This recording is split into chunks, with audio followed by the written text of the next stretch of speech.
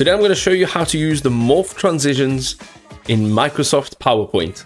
Alright, so there's a number of things that you can actually do with transitions, and the morph transition is actually very dynamic. So let's climb in.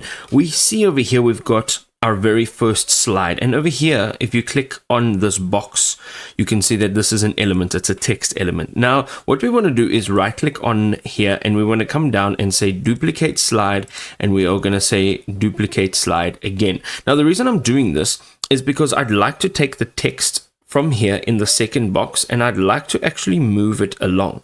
So what we can do is we can click down and we can actually move it to another part of the page. We can also make it smaller if we'd like.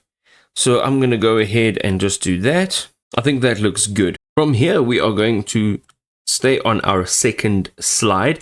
We're going to go up here to transitions, and what we're going to choose, of course, is morph. Now you can see that that's the movement that it makes. We can also use this on the third one. Let's say morph. And if you go ahead and click on the very first one, we are going to now be able to review this. So let's go ahead and play it all together. So go ahead, click on slideshow and click on from beginning.